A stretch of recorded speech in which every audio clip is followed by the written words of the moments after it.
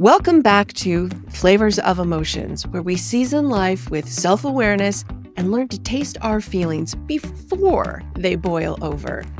I'm Kim Cordy. Let's refine your emotional palate together. Ever say, I'm just in a mood, and leave it at that? I've done it. But here's the thing, emotions are like flavors. Saying you're just off is like telling the chef your dish tastes weird. That's not very helpful now, is it? Today, we're diving into emotional granularity. It's a fancy term for something incredibly powerful, getting more precise with your feelings. Not just labeling things as good or bad, but learning to tell the difference between spicy frustration and smoky resentment, between the zest of anticipation and the sweetness of relief. Because when you can name what you feel, you can work with it, not just wrestle it. Today, you are going to learn what emotional granularity is, the benefits, and a sneak preview of my emotional granularity exercise I'm sharing in my new sensory sync workshop. So grab your emotional tasting spoon, let's break it down and build some flavor vocab for your inner world.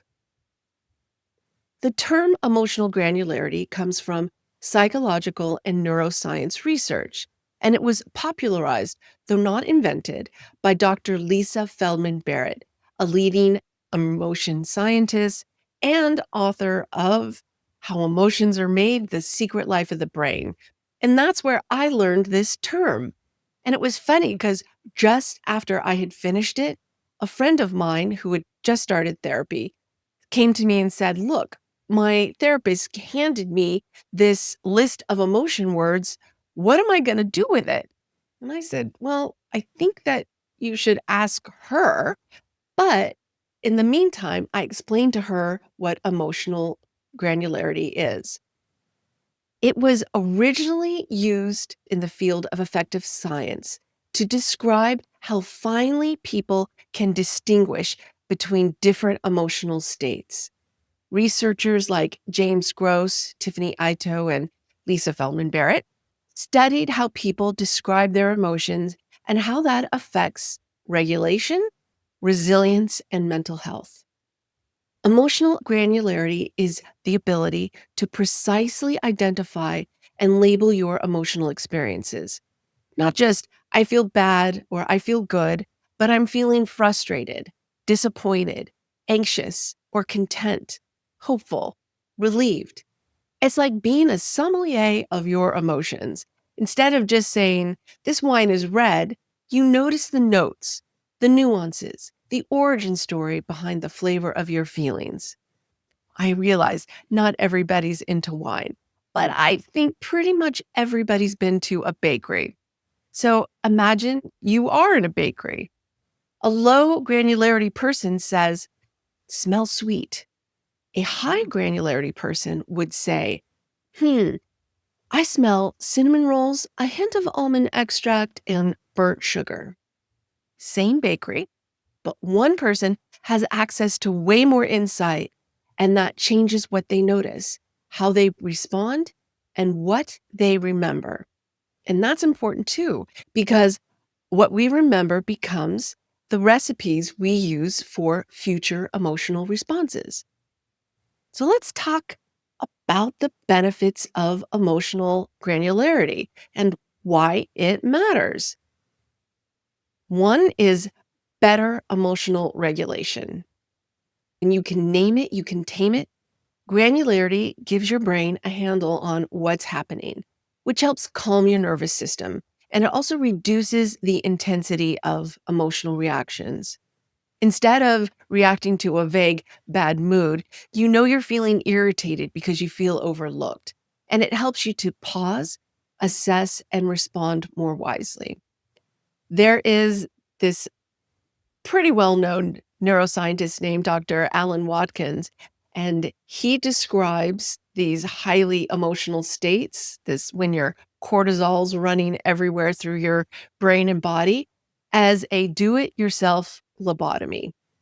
Why? Because In those states, we have impaired cognitive capability because all of your blood and your processes are getting ready for you to run away from the bear or the lion, right? That's the fight or flight. It doesn't need you to think too much. It's just wants you to go. So all of the energy and effort goes there. So when your body doesn't have a bear, it doesn't know the difference because it has all that cortisol. And so your cognitive capability is diminished. Another is improved decision making. Different emotions signal different needs. If you can differentiate between feeling nervous versus overwhelmed, you can make decisions that better address the root cause. Think about it. Just like you wouldn't use salt to fix something that needs sugar, you don't want to solve sadness with solutions meant for fear. Another benefit is stronger relationships. People with high emotional granularity are better at communicating how they feel and are often more empathetic because they can detect and validate nuanced emotions in others. With that, I do want to say we never truly know what someone else is feeling. And that's why having conversations with them about how they're feeling and trying to get them to be more detailed will not only help you to understand them, but they better understand their feelings themselves.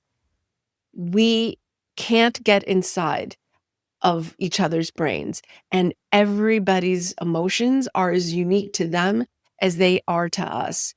Yes, we may feel it in the same part of our body, like they've mapped emotions. They know that most people feel love in their heart and not in their toe. And there's a warm feeling that they can have. Most people feel anger in their stomach and their body gets cooler. So there's certain, yes, distinctions in the body of where we feel emotions, but what makes us feel that is unique to us. So I just want to make sure that that point is made. One bonus in your relationships is if you've been told you're overreacting, well, that's going to happen less often because you're better at explaining the why behind your feelings to yourself and to your partner or friend or whomever you're in a relationship with. The next is greater resilience. Resilience is super important. And I love to tell the story because I used to own a running shoe store and we would see people with running injuries because their shoes were old.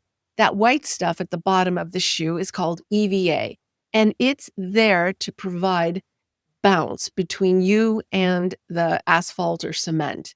When it gets worn out or worn down, it's like you're running on hard ground and thus creating injuries. The better you are at noticing that your EVA is low, the better resilience that you have on the road when you're running. Same with your emotions. Naming your specific emotions helps you process them instead of stuffing them into a vague, I'm fine folder. And this kind of processing builds emotional endurance over time. And just like a shoe with good EVA, helps to prevent emotional injuries. There were some things I learned from reading Lisa Feldman Barrett's book and her research. After all, she is a leading researcher in this space. And what I found was that people with high emotional granularity show less reactivity to stress, use fewer maladaptive coping strategies like avoidance or lashing out. They have lower rates of anxiety and depression, but they also have a lower occurrence of drug and alcohol dependency. And another weird fact is that they go to the doctor less often. Why? Because they're able to identify their feelings better. And our feelings can be the ones that we know, like love and hate, and the other kind, like sick or tired or hungry. Thirsty, all those are feelings too. And when we get confused between feeling sick and feeling sad, it can send you to the doctor. Trust me, I can tell you, I spent a lot of time at the doctor because of my stomach problems. That I don't have now because I have much higher emotional granularity. So, how do you build it? One is expand your emotional vocabulary. Learn new words. Dig into the subtle differences between envy and jealousy, guilt and shame, worry and dread. There's a lot of books on that, but you can also use this app that I like to use. It's called Word Hippo. It is so helpful because it doesn't just give you another word for whatever emotion you're looking up. It also gives you different contexts. So for instance, when I look up love, which I'm doing right now on my computer, it will give you the definition and the varying context. For instance, denoting a strong feeling of emotional attachment, an intense attraction or profound likability, a favorable inclination or enthusiasm for something, denoting an intimate relationship between two people. I mean, you should see the long list, and it gives you the options for nouns, for verbs, for interjections, for adjectives. And it's just really helpful for me to kind of like hone in on alternative options. What's so important when you're doing this is what connects with you. And it's going to change. Just like your physical palette changes, so does your emotional palette. So don't think just because you felt this way in a situation before that you need to feel that way in a situation in the future. Look for ways to change your feelings and to update them to who you are right now. And once again, nuance how you feel. The other thing that you can do is have a daily check in. What am I feeling right now? And then go a little deeper. So think of that. What am I feeling right now is the mood. It's like the kitchen that you're in a Mexican restaurant, you're not going to find ingredients that you would find in a Thai restaurant necessarily or a Chinese food restaurant.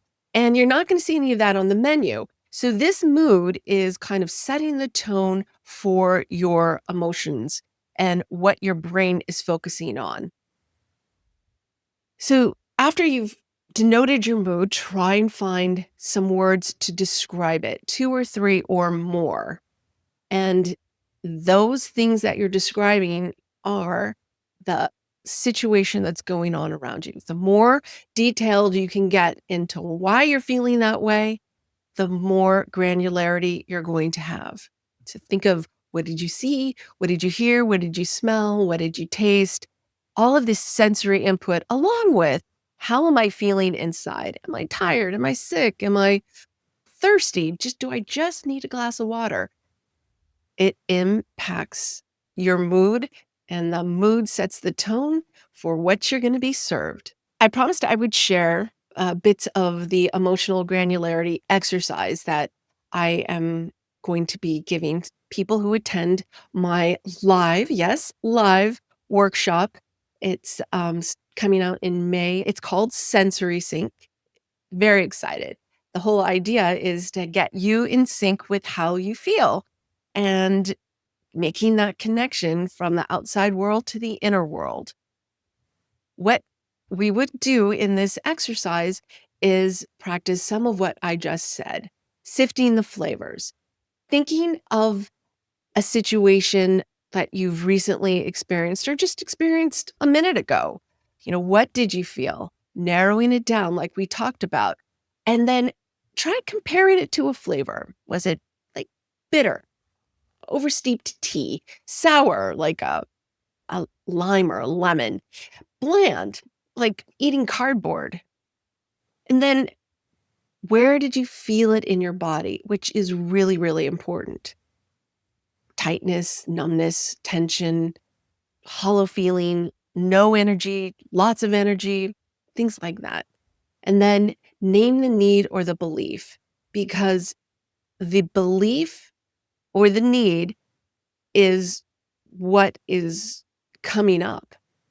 So if you have beliefs around a certain individual, a certain food, a certain person that you've never met, but you've just seen on TV, they are going to influence these beliefs are going to influence your emotions. And maybe it's not correct necessarily because just because you feel it, you don't necessarily have to believe it. Gives you an opportunity to examine that response because it's not necessarily true. And this gives you then the opportunity to remix it because if it's a spicy response, right? There's a lot of heat in that response. You want to get it back to neutral. So, what I referred to earlier as the do it yourself lobotomy doesn't take over your thinking processes. So, when you add a little honey or you add something that brings that heat down, when I'm talking about emotional honey, by putting in some conscious thought to take that situation down. This is part of what we were just talking about is finding a neutral spot, or at least closer to neutral, to give you some balance and to maybe reframe, reevaluate what is going on that's created that emotion. This is where the chef in you gets to be creative. You're not erasing the emotion, you're rebalancing the flavor so that it's easier to digest, right? This is what I'm about. I'm about making emotions digestible and easy to consume, or at least easier to consume. That is it for today's episode. Thank you so much for being a part of it. Your time is valuable, so I appreciate every minute that you spend listening to me. Yeah, I'm very excited about my new workshop, Sensory Sync, and I have a corporate facing one that's called the Resilience Recipe because in the work world, resilience is a big deal. We'll see how this goes. This is fun stuff for me. I do like to create. If you enjoyed today's episode, please like, share, and subscribe.